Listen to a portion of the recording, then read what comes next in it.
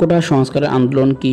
2024-এর কোটা সংস্কার আন্দোলন বাংলাদেশের সব ধরনের সরকারি চাকরিতে প্রচলিত কোটাভিত্তিক নিয়োগের ব্যবস্থার সংস্কারের দাবিতে সংগঠিত একটি আন্দোলন হচ্ছে কোটা সংস্কার আন্দোলন। জাতীয় সংসদ থেকে সব রকমের কোটা বাতিলের পর 2018 সালে যে পরিপত্র জারি করা হয়েছিল তার বিরুদ্ধে মুক্তিযোদ্ধার সন্তানেরা 2021 সালে হাইকোর্টে রিট করেন। হাইকোর্ট 2021 সালে 6 ডিসেম্বর কোটা পরিবর্তনের পরিপত্র বাতিল করে দেন। হাইকোর্টের ফলাফলের ভিত্তিতে সব ধরনের কোটা আবার বহাল থাকে। পরিপত্রে বলা হয় 56% কোটা ভিত্তিক। এই 56% থেকে মুক্তিযোদ্ধার সন্তানেরা 30% নিয়োগ দেওয়া হবে। 44% সাধারণ মেধার ভিত্তিতে নিয়োগ বহাল থাকবে। মূলত এই রায়ের উপর ভিত্তি করে বৈষম্য বৃদ্ধি ছাত্র আন্দোলন সারা বাংলায় আন্দোলনের জোয়ার ওঠে। সরকার এই রায়ের বিরুদ্ধে সুপ্রিম কোর্টে আপিল করে। এই আপিলের শুনানি ঠিক হয় 4 জুলাই। আন্দোলনের সূত্রপাত 1 জুলাই। পরিপত্রের উপর ভিত্তি করে ছাত্র সমাবেশ ও বিক্ষোভ করেন বৈষম্য বৃদ্ধি ছাত্র আন্দোলন। তাদের দাবি কোটা সংস্কার করে মুক্তিযোদ্ধা কোটা 10% করা। 2 জুলাই শাহবাগ ও জাহাঙ্গীরনগর বিশ্ববিদ্যালয়ে ছাত্র আন্দোলন তীব্রতর হয়। 20 মিনিট ঢাকা ওড়িশা মহাসড়ক অবরোধ করেন তারা। 3 জুলাই ঢাকা বিশ্ববিদ্যালয়ের শিক্ষার্থীরা শাহবাগ মোড়ে 1.5 ঘন্টার অবরোধ বিক্ষোভ করেন। একই দিনে আরও 6টি বিশ্ববিদ্যালয় তীব্র আন্দোলন করে। 4 জুলাই মুক্তিযোদ্ধা কোটা বাতিলের পরিপত্র অবৈধ ঘোষণা বহাল রেখে 1 মাস রায় পেছানোর হয়। ফলে বৈষম্য বৃদ্ধি ছাত্র আন্দোলন সারা দেশের শিক্ষা প্রতিষ্ঠান সোচ্চার হয়।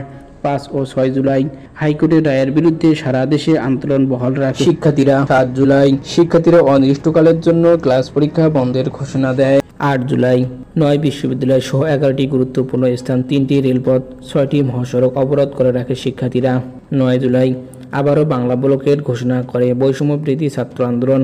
10 জুলাই 4 সপ্তাহ স্থিতিবস্থা বজায় রাখার নির্দেশ দেন আপিল বিভাগ। 11-12 জুলাই পুলিশের বাধার মুখে সারা দেশে বিক্ষোভ পালন করে শিক্ষার্থীরা। 13 জুলাই রাষ্ট্রপতির কাছে স্মারকলিপি দেওয়ার ঘোষণা দেন বৈষম্য বৃদ্ধি ছাত্র আন্দোলন।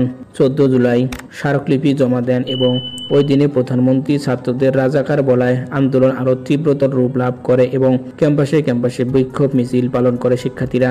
15 জুলাই আন্দোলনরত শিক্ষার্থীদের সাথে পুলিশের দফায় দফায় সংঘর্ষ হয় এবং অনেক ছাত্র আহত হয়। 16 জুলাই বেগম রোকেয়া বিশ্ববিদ্যালয় রংপুরে ছাত্র আন্দোলন তীব্র রূপ লাভ করে এবং পুলিশের গুলিতে আবু সাইদ মৃত্যুর কোলে ঢলে পড়ে। ওই দিনে আরও কয়েকটি বিশ্ববিদ্যালয়ে ছাত্র আন্দোলন শিক্ষার্থীদের উপর পুলিশ গুলিবর্ষণ করে। অনেক শিক্ষার্থী গুলিবদ্ধ হয়ে হাসপাতালে ভর্তি হন। 17 জুলাই 16 জুলাইয়ের কাহিনীকে কেন্দ্র করে গায়েবানা জানাজা পালিত হয় এবং আন্দোলনের মোড় ঘুরে যায়। কোটা আন্দোলন থেকে সরকার বিরোধী আন্দোলন রূপ লাভ করে। 18 জুলাই প্রধানমন্ত্রীর প্রস্তাব প্রত্যাখ্যান করেন আন্দোলনকারীরা। এরপর সন্ধ্যা থেকে ইন্টারনেট বন্ধ করে দেয় সরকার। 19 জুলাই সারা দেশে কারফিউ ঘোষণা করা হয়। 20 জুলাই কারফিউয়ের সময়সীমা বৃদ্ধি করা হয়। 21 জুলাই হাইকোর্ট রায় বাতিল সহ কারফিউ শিথিল করা হয়। 22 জুলাই কোটার প্রজ্ঞাপন অনুমোদন দেন প্রধানমন্ত্রী। 93% মেধার ভিত্তিতে এবং 5% মুক্তিযোদ্ধা সন্তানদের জন্য, বাকি 2% নৃগোষ্ঠী ও প্রতিবন্ধীদের জন্য সংরক্ষণ করা হয়। 23-24 জুলাই আবারও কারফিউ বহাল থাকে। বাণিজ্যিক এলাকাগুলোতে ব্রডব্যান্ড ইন্টারনেট চালু করে দেয় সরকার। 25, 26 ও 27 জুলাই 6 সমন্বয়ককে ডিবি হেফাজতে নেওয়া হয়। এছাড়া বিভিন্ন জায়গায় সমন্বয়কদের গণগ্রেপ্তার করে। 29 ও 30 জুলাই বিভিন্ন জেলায় আন্দোলনকারীরা ও পুলিশের সাথে দফায় দফায় সংঘর্ষ হয়। ওই দিনে 6 সমন্বয়ককে জোর করে খাবার খাওয়ার ফুটেজ ধারণ করে ডিবি হারুনের খাবার খাওয়া জাতির কাছে মস্করা বলেন হাইকোর্ট। বিভিন্ন স্কুলের শিক্ষার্থীরা প্রতিবাদ মিছিল বের করে। 31 জুলাই শোক দিবস ঘোষণা করে সরকার। আন্দোলনকারীরা এই শোক দিবস প্রত্যাহার করে সামাজিক যোগাযোগ মাধ্যমে লাল চিহ্ন প্রদর্শন করেন। 1 ও 2 আগস্ট মার্চ ফর জাস্টিস ও অসহযোগ আন্দোলন ঘোষণা দেন বৈষম্য বৃদ্ধি ছাত্র আন্দোলন। 3 ও 4 আগস্ট বিভিন্ন জেলায় আন্দোলনকারীদের সাথে পুলিশ, আওয়ামী লীগ, ছাত্রলীগের দফায় দফায় সংঘর্ষ হয়। সংঘর্ষে 107 জন লোক মারা যায়। সিরাজগঞ্জের থানায় সব পুলিশ উৎসুক জনতার হাতে মারা যায়।